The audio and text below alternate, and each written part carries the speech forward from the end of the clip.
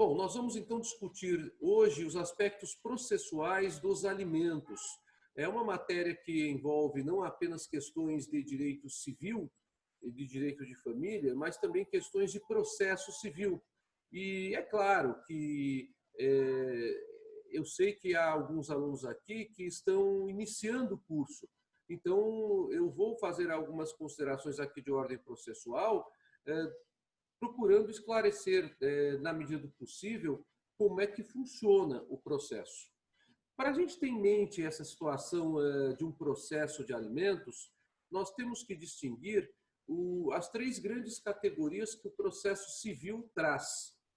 Porque nós temos não apenas o processo civil. Aqueles que ainda não tiveram a unidade de processo terão, na unidade de processo, uma visão melhor disso. Nós temos três grandes categorias de processo: o processo civil, o processo penal e o processo do trabalho. Então, o processo penal trabalha com questões relativas a ações criminais, que quase na totalidade das vezes, na grande maioria das vezes, são ações propostas pelo Ministério Público, porque o Ministério Público ele detém o domínio das ações penais no sistema brasileiro. Então, é muito raro, mas é possível que o particular proponha uma ação penal de natureza privada. Normalmente, se fala em ação penal proposta pelo Ministério Público. Então, crimes contra a vida, crimes contra o patrimônio, crimes contra as relações familiares, crimes contra a ordem sexual, crimes contra as relações de trabalho, são crimes contra a administração pública, contra a administração da justiça, são tipificados no Código Penal e nas leis penais. E a polícia investiga isso em inquéritos policiais e o inquérito, uma vez concluído, é encaminhado para o Ministério Público. E o Ministério Público decidirá se procurar a ação penal ou não. Propondo a ação penal, caberá ao juiz, então, receber ou não a petição inicial da ação penal, que se chama denúncia, e processar e julgar a questão. Vocês estudarão isso na parte de penal e de processo penal. Já o processo do trabalho, ele diz respeito às ações trabalhistas que são promovidas por aquelas pessoas que têm relação de emprego entre si. Então, as ações trabalhistas, elas têm um rito processual, vamos assim dizer, uma sequência de atos processuais diferente da sequência de atos processuais que tem um processo penal, por exemplo. Já o processo civil é o processo que trabalha com todas as outras demandas que nós temos no direito. Tanto demandas de natureza civil em sentido estrito, questões contratuais, obrigacionais, de família, de sucessões, de responsabilidade civil, como também questões que muitas vezes são de direito público, questões de direito tributário, questões constitucionais, questões administrativas, mas fala-se em processo civil porque o Código de Processo Civil é a legislação que é utilizada para trabalhar com esses temas. Pois bem, as questões, então, cíveis e de direito empresarial, que são questões tratadas pelo direito privado, são questões que são discutidas em um processo judicial segundo as normas do processo civil. Isso quer dizer que, num processo civil, nós temos pessoas que podem ser pessoas de direito público ou de direito privado que têm interesses que se opõem. E há um conflito desses interesses. E nesse conflito de interesses, uma parte acaba propondo uma ação judicial em face da outra parte. A A3 de vocês revela essa situação, quando ela trabalha com a dissolução da união estável, onde nós temos uma pessoa alegando que viveu em união estável com outra, como não houve um acordo entre elas para se trabalhar com uma dissolução sem um litígio, esta pessoa propõe uma ação judicial de dissolução de união estável em face de outra. E essa outra pessoa vai responder a esta ação. O mecanismo básico do processo civil é o seguinte: o requerente apresenta a petição inicial. o requerente quase sempre tem que estar acompanhado de advogado. Só não precisará de advogado em feitos de competência do juizado especial que não excedam a 20 salários mínimos de valor da causa. Tá? O requerido também vai precisar de advogado. Então, nós temos o autor da ação civil, que é o requerente, o autor da ação, o requerido desta ação, que é o popularmente chamado réu. É que normalmente réu se utiliza em processo penal, mas popularmente as pessoas vulgarizam e falam réu para qualquer pessoa que é chamada a responder a um processo judicial. Tá? Então, o que acaba acontecendo? O autor da ação vai propor uma ação. No nosso caso, a ação é de alimentos. E quem vai responder a esta ação? É aquele que está sendo demandado, é aquele que está sendo mencionado na petição inicial, que deveria responder aos termos desta ação. Ele responderá aos termos desta ação se contrapondo ou concordando com aquilo que o autor está falando. A peça processual que trata dessa resposta se chama contestação. Então, o autor da petição inicial, ele acaba apresentando quais são os fatos que justificam essa petição inicial, ou seja, qual que é a causa de pedir. Toda petição, vocês podem até analisar pela própria A3 que vocês receberam, ela tem divisões muito claras, qualquer petição. Então, percebam, a primeira parte da petição tem um endereçamento. Se vocês pegarem a A3 de vocês, vocês vão verificar isso. O endereçamento é para qual juízo essa petição está sendo dirigida. Porque é uma quantidade muito grande de juízos cíveis, criminais e trabalhistas.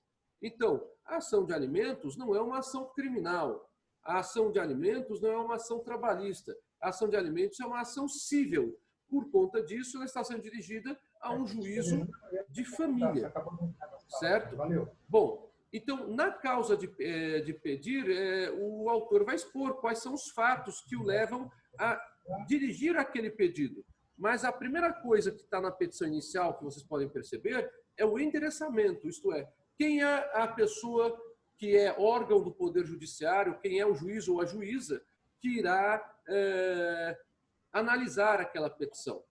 Não se coloca o nome do juiz ou da juíza, se coloca assim a identificação do juízo. Por exemplo, primeira vara de família e sucessões à capital, segunda vara de família e sucessões à capital, e assim por diante. Bom, depois do endereçamento, percebam vocês que aí nós temos a apresentação do requerente. Numa petição inicial, essa apresentação deverá conter todos os dados pessoais do requerente, minimamente exigidos, que vocês vão aprender na unidade de processo. Então, no caso de uma ação de alimentos, o requerente quem é? O requerente é o que se diz credor de alimentos. Percebam vocês, a pessoa ela pode ter direito a alimentos até mesmo por força da lei. Nós conversamos na semana passada que o nascituro tem, por força da lei, direito a alimentos gravídicos. Nós conversamos na semana passada que os filhos menores têm, por força da lei, direito a alimentos. Mas ter direito a alimentos porque a lei outorga esses direitos, ou ainda porque é um dos efeitos de assistência imaterial e material entre os cônjuges e entre os conviventes durante o casamento ou durante a união estável, ou ainda porque o idoso pode ser credor de alimentos porque a lei atribui isso a ele, não é reconhecimento judicial de alimentos. Então é bastante comum que as pessoas, embora tenham o direito previsto na lei, que elas precisam socorrer do judiciário, porque não conseguem receber alimentos. E aqui fica uma dica preciosa para você que está assistindo essa live hoje. Atenção, se um casal está se divorciando ou está dissolvendo a união estável, você como advogado seja contrário a um acordo informal de pensão alimentícia. Acordo informal de pensão alimentícia é um castelo de areia, num dia como esse que está chovendo, que vem o vento e derruba o castelo. O acordo informal, ele não tem força suficiente para que se peça o cumprimento daquele acordo de forma mais rápida no judiciário. Então, o que é sempre interessante? O casal está se divorciando? Olha, nós temos um filho, então a gente tem que decidir. Vai ser guarda compartilhada? Vamos manter essa ideia da guarda compartilhada que nós já temos por força da lei? Ou vamos estabelecer a guarda unilateral? Tudo bem, independentemente da guarda ser compartilhada ou unilateral, como será feito o direito de visitas? Porque o direito de visitas não é direito apenas de quem não mora com o menor, é também, em especial, o direito do menor, o direito de ser visitado, pelo princípio do melhor interesse da criança e do adolescente. E aí chega a discussão. E alimentos? Nós vamos pagar uma pensão? É muito comum o pai e a mãe falarem, tá bom, eu pago aí, tá bom se eu pagar um salário mínimo? Aí a mãe fala, tá bom, tudo bem, fica um salário mínimo. Você paga também a escola dele? Mas aí fica muito caro. Mas chega um valor, vai pagar a escola, vai pagar mais um salário mínimo.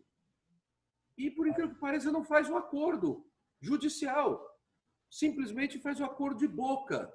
E aí o que acontece? Passa 1 mês, 2 meses, 3 meses, 4 meses e a pensão não é paga. E por que a pensão não é paga? Porque não existe força, não existe poder coercitivo com relação a isso. O que vai acontecer é uma briga entre o casal, pura e simplesmente, mas o poder coercitivo não existirá. Então, é sempre muito importante, mesmo quando há um acordo com relação a essas questões de efeitos pessoais e patrimoniais do divórcio e da união estável, que esses itens que muitas vezes acabam sendo deixados de lado para a formalização do divórcio ou para a formalização da dissolução de união estável, sejam também trazidos ao juiz para que o juiz os homologue. E agora eu vou explicar para vocês por que isto. Eu falei para vocês que há no processo civil 3 grandes categorias de processo civil. Então, eu já falei que há 3 grandes categorias de processo em geral. O processo civil, o processo penal e o processo trabalhista. Agora, vejam só, o processo civil, eu vou só dar uma cortadinha aqui, que infelizmente tem uma... Estava aparecendo aqui um som de fundo de televisão. O Irineu está perguntando, sem essa oficialização do acordo, essa pessoa não pode ser presa, por exemplo? Não, não pode, Irineu. Não pode ser presa. Ela não pode nem ser cobrada para pagamento imediato dos alimentos, a não ser que o juiz fixe alimentos provisórios, que eu vou explicar para vocês. Então, vejam o problema que é esse problema da informalização de um acordo. Né? Então, vamos lá. Nós temos 3 modalidades de processo civil, 3 grandes categorias. A primeira delas chama-se processo de conhecimento.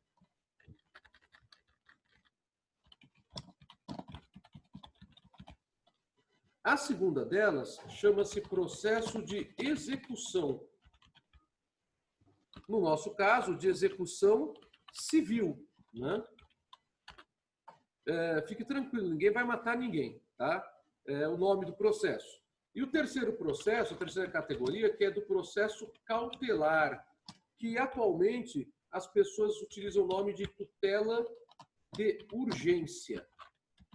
Ou tutelas de urgência, se vocês preferirem. Bom, vamos agora então falar dessa diferença desses processos, a ideia básica disso, que vocês estudam esse processo. E há um conjunto de regras enorme sobre cada um desses processos. Eu apenas estou direcionando a aula para aquilo que importa quanto ao estudo dos aspectos processuais de alimentos, tá bom? Então, vejam só. Num processo de conhecimento, o que eu tenho? Uma petição inicial, que o credor da pensão alimentícia dirige ao juízo que seria competente para apreciar o pedido. Vocês vão aprender sobre competência também em processo civil. Nessa petição inicial, aquele que está propondo a ação é o credor de alimentos, conforme eu falei para vocês há pouco. E aí é totalmente identificada a sua qualificação pessoal com os dados mínimos necessários. O devedor de alimentos, muitas vezes, não é nem uma pessoa do ponto de vista formal. Então, vamos supor que o nascituro seja o credor de alimentos, perdoe-me. Então, o que vai constar na inicial? Que o nascituro de fulana de tal, e os dados possíveis dele, né, com relação à previsão de nascimento, né, com relação a quem seria o suposto pai dos alimentos, responsável então pelos alimentos gravídicos, porque seria o pai, né, propõe a ação de alimentos gravídicos em face de, normalmente se utiliza no meio forense a expressão contra, em face de fulano de tal, que é quem? É o devedor. Então, logo no início da inicial, após o endereçamento, vocês têm o autor, no caso que é o credor de alimentos, né, representado pela mãe, no caso dos alimentos gravídicos, representado pela gestante, né, que proporá a ação em face do devedor, que no caso seria aquela pessoa apontada como pai. Certo? Nos alimentos gravídicos é assim. Quando o filho é menor, então já nasceu, é neonato pelo menos, então já tem um nome, porque houve o registro civil de nascimento. E eu tenho então a prova cabal de que existe aquela pessoa física. Eu não tenho apenas as declarações médicas de acompanhamento do pré-natal do nascituro, como é o caso dos alimentos gravídicos. Então, na ação de alimentos proposta por um menor de idade, ele é representado pela mãe também, normalmente. Mas pode existir a situação de ser representado pelo pai propondo a ação de alimentos em face da mãe. Porque tanto o pai quanto a mãe são, em tese, devedores de alimentos civis com relação aos filhos menores. A gente já conversou sobre isso. Então, aí nós temos a situação onde se apontará o nome do filho menor, dizendo-se que ele está sendo representado pelo pai ou pela mãe, a maioria das vezes é pela mãe, né? Propondo a ação de alimentos em face do pai, do genitor, colocando-se ali os dados pessoais do genitor. E o mesmo ocorre com qualquer relação de credor e devedor de alimentos que eu apontei para vocês na semana passada. É assim que funciona numa petição inicial de processo de conhecimento de uma ação de alimentos. Fala-se em ação de alimentos, então, quando estamos nos referindo a um processo de conhecimento. Tá? Esta ação de alimentos, ela não para apenas com a identificação das partes. A petição inicial, ela segue trabalhando com os fatos. Quais são os fatos? É justamente aquele motivo, aquela causa de pedir. Então, neste caso, vamos supor que a Maria, representando os interesses do Pedro Júnior, propõe a ação de alimentos em face do Pedro pai. E, então, trabalha-se com os fatos. Vamos supor que a Maria e o Pedro Júnior a Maria e o Pedro pai eram casados, vamos supor. Aqui depende do fato, né? Aí o fato vai identificar se o filho em questão seria um filho havido no casamento, havido numa união estável, um filho havido numa relação informal, eventual, uma relação de namoro. Enfim, simplesmente vai se falar que o filho, o Pedro Júnior, é filho do Pedro pai. E que o Pedro Júnior, em razão disso, como ele tem morado com a mãe em todos esses tempos, e ele precisa da colaboração do pai para alimentos. Percebam vocês que a causa de pedido não é muito extensa numa ação de alimentos, entre pais e filhos. Ela existe pelo simples fato de que a lei já confere ao filho menor o direito a alimentos, como credor, né? Então, o que vai se discutir na causa de pedir, aí é a questão fática que vai ter que ser demonstrada, é a necessidade do filho a alimentos. Então, a inicial vai expor o filho que já tem 8 anos de idade e ele precisa ser custeado com relação a vestuário, com relação à sua educação, precisa ser custeado com relação aos gêneros alimentícios, porque esse custeio não pode somente ocorrer por conta da mãe, que está com ele, mas também tem que ocorrer por conta do pai. É aquilo que a gente já conversou, né? Que os pais é que são devedores do filho menor, os pais é quem são devedores do nascituro, com relação aos alimentos gravídicos. Só que o que acaba acontecendo na prática? Um dos pais, normalmente a mãe, é que entra com a ação em face do outro genitor, normalmente o pai, para discutir alimentos. Então, aí se trabalha com a ideia da necessidade. E na própria petição inicial, ainda com relação aos fatos, se trabalhará com a ideia da possibilidade. Então, vamos supor, o pai ele é empregado na empresa tal, exercendo tal função, e pelo que a mãe tem de conhecimento, o salário médio praticado pelo mercado de trabalho, porque o pai não diz qual é o salário dele, seria em torno de tantos reais. Então, aí vai se começando a trabalhar com as hipóteses possíveis, né? E, diante dos fatos, que é a causa de pedir, aí então se passa ao pedido. O pedido compreende, em primeiro lugar, a citação do requerido. Citação é o ato de chamamento do requerido ao processo. A citação, então, dá conhecimento formal de que uma pessoa deverá responder a um processo civil. No nosso caso, processo civil de alimentos.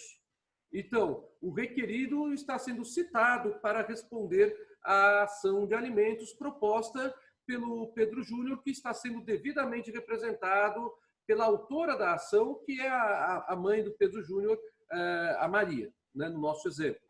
Então, o que haverá? Primeiro pedido é o pedido de citação, que é um pedido de ordem processual, não tem a ver com a nossa matéria. O segundo pedido é a fixação de alimentos provisórios. Pronto. Aqui nós estamos diante de um dado bastante importante.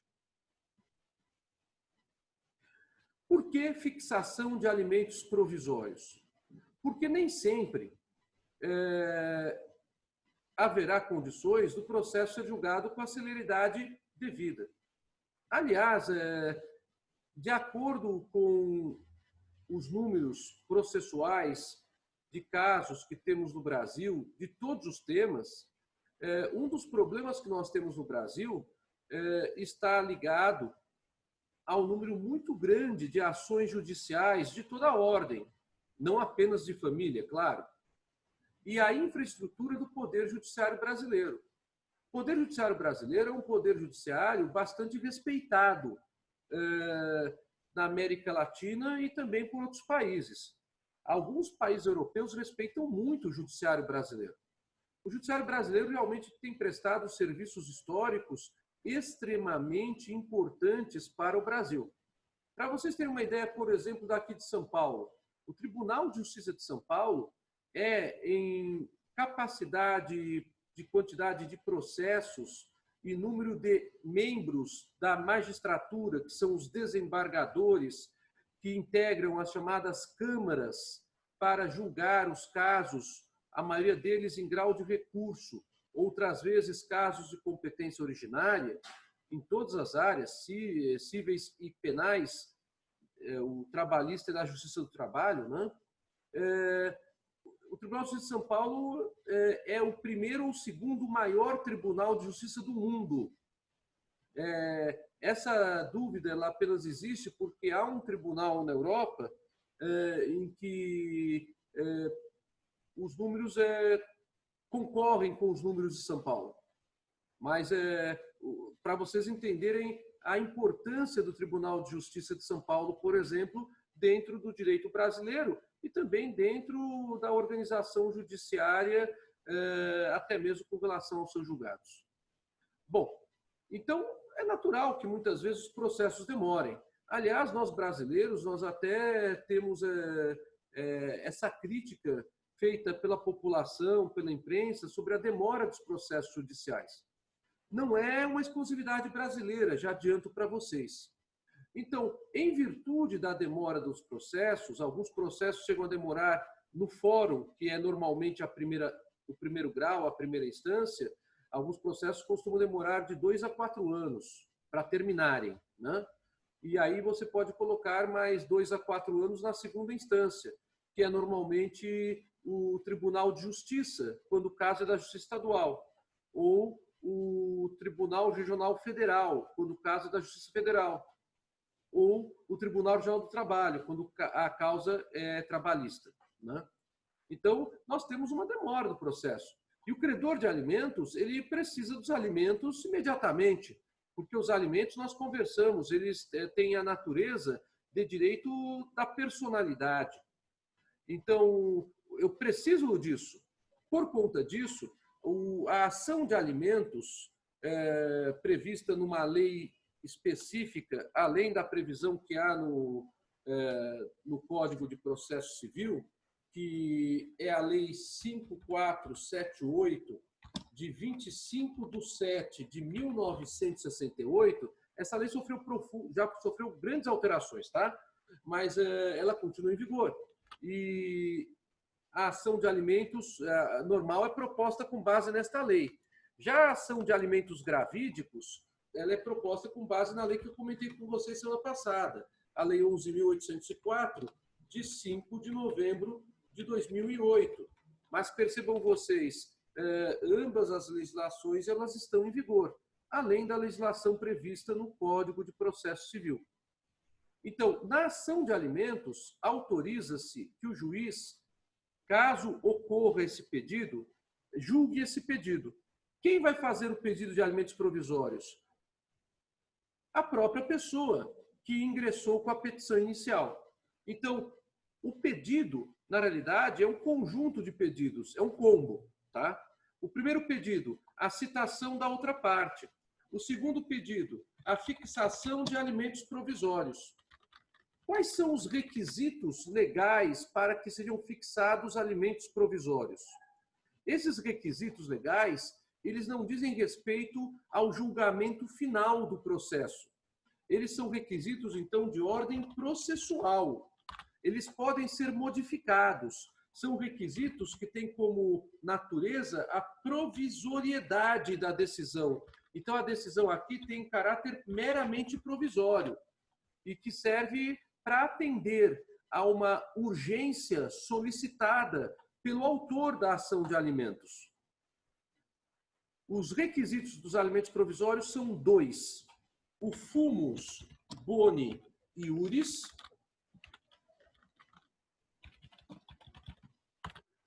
a expressão é latina, significa aparência do bom direito, significa que os fatos alegados pelo autor são fatos que estão argumentados de tal forma que a versão dada pelo autor parece ser verdadeira. Então, fumus boni iuris não significa que o juiz concluiu que são verdadeiras as alegações do autor, mas sim que há uma aparência de que essas alegações são verdadeiras. É bem diferente. E o outro requisito, o periculum in mora. Ou seja, a demora da prestação jurisdicional. A prestação jurisdicional, normalmente, com relação a uma questão de mérito, ao caso que faz com que uma pessoa ingresse em juízo contra outra pessoa, demora a ser dada. Normalmente, ela somente é dada no final de um processo. Como eu falei para vocês, a média de duração de um processo num foro comum na primeira instância, no primeiro grau, e não estou aqui falando dos juizados especiais, porque às vezes eu tenho processos que são resolvidos nos juizados especiais com um tempo menor do que isso, mas a média é de algo em torno de 2 anos.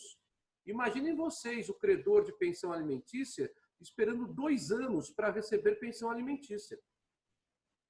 Não dá, né? Então, por conta disso, é possível que o credor da pensão, na petição inicial, isso é muito comum, requeira, além da citação do requerido para responder aos termos da ação, mas também requeira a fixação de alimentos provisórios. Os alimentos provisórios serão fixados pelo juiz justamente se estiverem presentes os 2 requisitos, que são o fumus boniuris, isto é, a aparência de veracidade das alegações do autor, e o periculum in mora, isto é, o perigo que a demora em se proferir a sentença judicial poderá trazer para o autor. E com relação a alimentos, não há dúvida de que esse perigo, em boa parte das situações, é facilmente identificável. Então, se identifica, obviamente, que o filho menor tem o direito à pensão alimentícia. Aí vem a questão. A decisão que fixa os alimentos provisórios é uma decisão liminar, porque ela é dada no início do processo. Liminar é aquilo que é dado antes da fase final do processo. A fase final do processo é a fase decisória, que terminará com a sentença judicial. A liminar ela é concedida pelo juiz e pode ser concedida pelo juiz de forma provisória, inaudita altera parte. O que quer dizer essa expressão? Desculpe com as expressões latinas de hoje, mas essas 3 expressões latinas são hiper, super comuns, hiper, super consagradas, perdoe-me também a repetição, mas é para enfatizar isso para vocês, para ficar claro, no meio forense. Então, liminar só se dá se tiver os 2 requisitos, fumus boniuris e periculum in mora. E a liminar pode ser dada inaudita altera parte, que significa, em língua portuguesa, mesmo sem a oitiva da outra parte, mesmo antes da outra parte ser ouvida. Então, o juiz poderá conceder alimentos provisórios mesmo antes da citação do requerido. E aí o que acontecerá? O mandado de citação, que é a ordem judicial pela qual o requerido é chamado ao processo, esse mandado de citação conterá, obviamente, tanto a petição inicial da ação de alimentos proposta pelo credor de alimentos, como também a decisão judicial de recebimento da inicial e de fixação dos alimentos provisórios. Bom, e os alimentos provisórios serão fixados de que maneira? Pelo critério binômio, necessidade de um, possibilidade do outro. Poxa, Senise, mas como é que eu vou descobrir a necessidade do autor e a possibilidade do requerido se são exatamente isso que o autor está colocando na inicial? Não tenho como descobrir num primeiro momento. Então, é bastante comum que juízes deem exatamente os alimentos provisórios solicitados na inicial? É comum.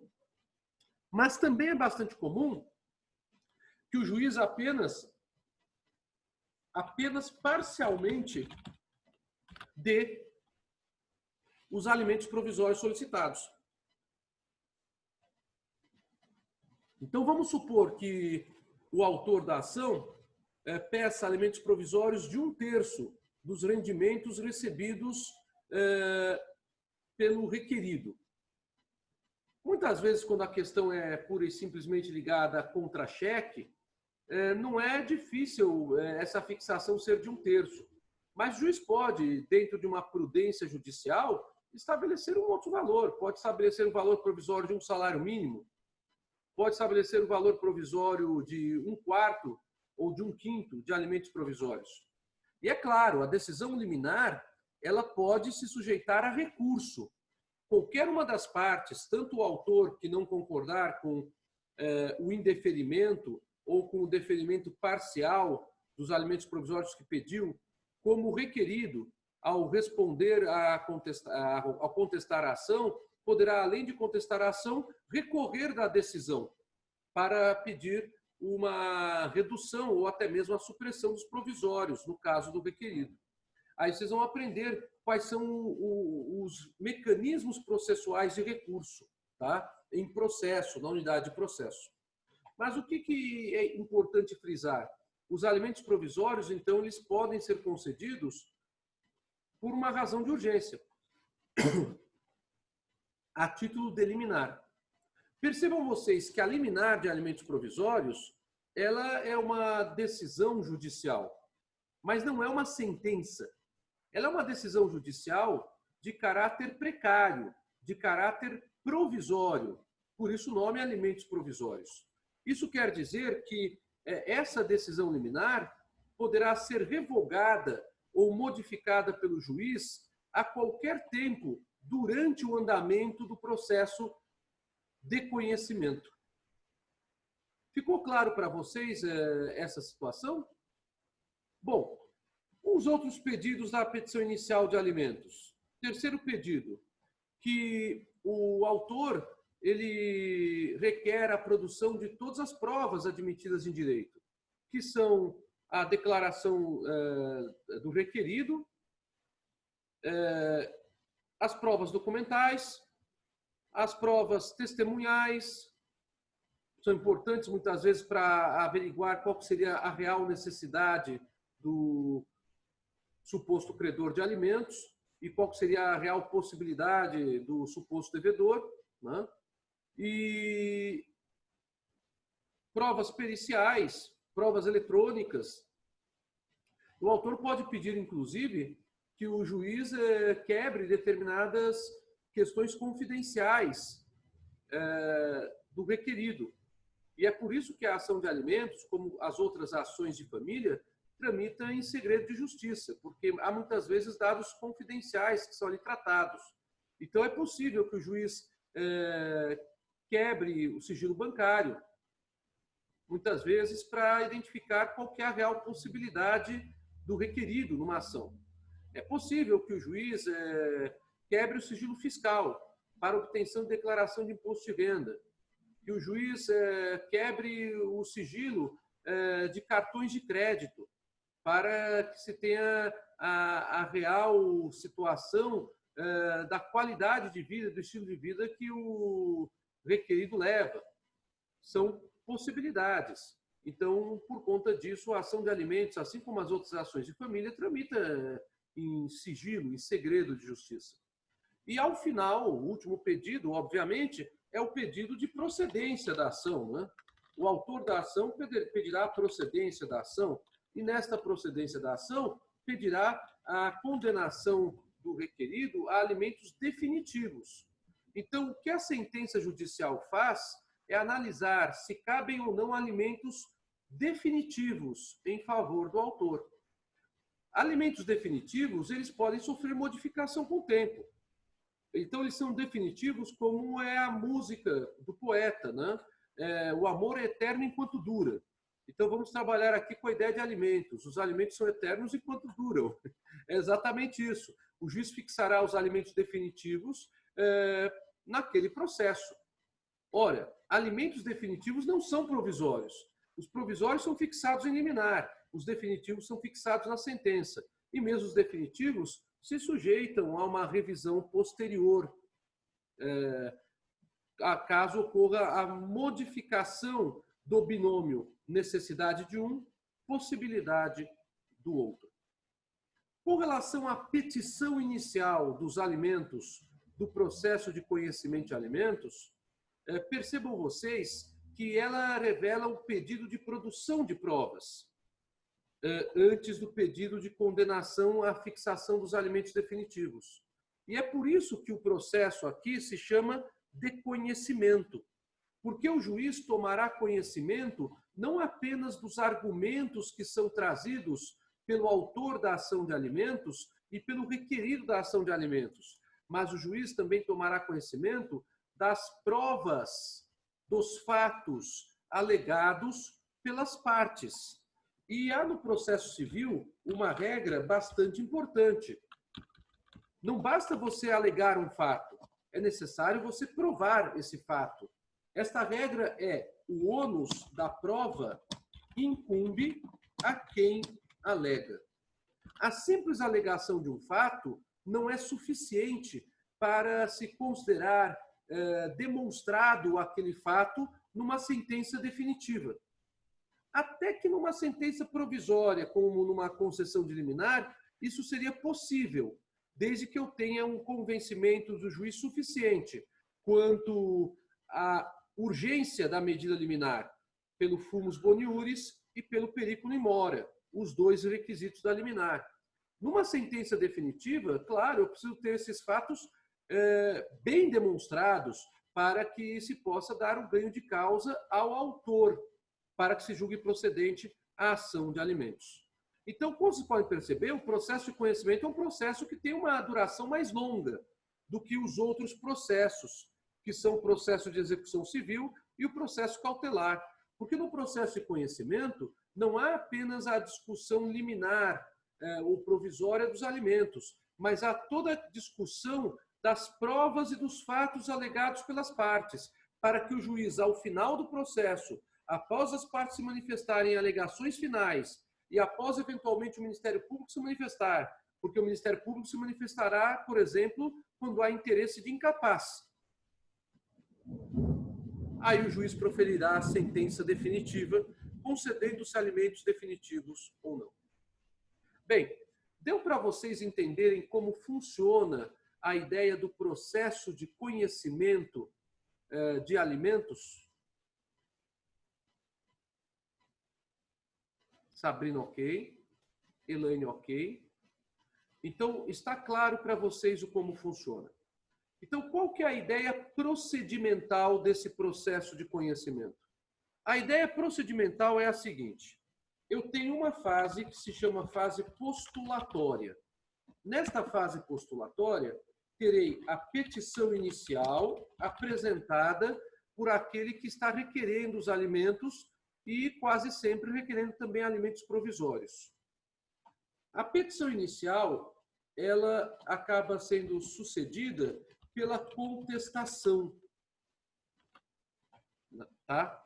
Então, na fase postulatória, nós temos a inicial, temos o juiz recebendo ou não a inicial. Se a inicial tem pedido liminar de alimentos provisórios, o juiz também já decidindo os alimentos provisórios ou não, e determinando a citação da parte contrária. A parte contrária é citada e tem o prazo para oferecer a contestação. Pois bem, passada essa fase postulatória, nós teremos a fase instrutória. A fase instrutória é justamente a fase onde há a apresentação das provas que têm que ser produzidas em audiência. Muitas provas documentais já são pré-produzidas e são normalmente apresentadas pelas partes, mesmo na fase postulatória. Então, só estou aqui a grosso modo falando, porque vocês vão estudar mais detalhadamente isso na unidade curricular de processo civil. Então, a fase instrutória, ela demanda a apreciação da demonstração dos fatos alegados pelas partes. E aí nós temos normalmente a oitiva das testemunhas e, às vezes, o depoimento pessoal de uma das partes ou de ambas as partes. Podemos ter, eventualmente, perícia, se for o caso. Né? Eventualmente, por conta de requisição de ordem judicial, durante a fase instrutória, que podem vir os documentos sigilosos, que demonstrariam, por exemplo, os rendimentos e gastos do requerido, dos normais, né? E assim por diante. Encerrada a fase instrutória, vamos para a fase decisória, que é a fase final do processo de conhecimento, onde as partes apresentarão as suas alegações. O Ministério Público, se ele foi chamado a intervir no processo, porque estava intervindo em defesa de direitos indisponíveis, como é o caso da situação do incapaz ou mesmo da situação do nascituro, vai emitir o seu parecer e o juiz proferirá a sentença. Aí sim, definindo se haverá alimentos definitivos ou não. Bom, essa ideia das fases do processo de conhecimento, obviamente, é a ideia da fase de um processo em primeiro grau. Já deu para vocês para entender por que demora esse desencadeamento de atos processuais, que deve ter uma sequência lógica, que é a sequência lógica que a lei processual estabelece. Isso vocês estudam em processo, não estudam comigo. Bom, a sentença judicial que julga totalmente procedente a ação de alimentos, ou julga parcialmente procedente, ou que julga improcedente a ação de alimentos, ela se sujeita a recurso. E o recurso cabível da sentença definitiva de alimentos é o recurso de apelação. Tá? Então, enquanto a decisão liminar se sujeita a um recurso de agravo, que vocês estudarão no processo civil, a sentença que define os alimentos de forma definitiva, perdoe-me a redundância, mas até para fixar na mente de vocês, é definitiva na cabeça do juiz de primeiro grau, porque as partes têm o direito de recorrer dessa decisão pelo recurso de apelação. E se houver um recurso, haverá a manutenção da decisão, enquanto ela não for reformada, tá bom? Bem, eu acho que é bom darmos um intervalo agora, porque são 10h20. E depois do intervalo, eu vou agora explicar a diferença entre o processo de conhecimento, que vocês já tiveram uma noção boa sobre ele, né? E o processo de execução. Porque é no processo de execução que a gente trabalha com a chamada prisão civil do devedor de pensão alimentícia. Tá? Então, vamos dar uns 15 minutinhos de intervalo e voltamos às 10h35. Pode ser, pessoal?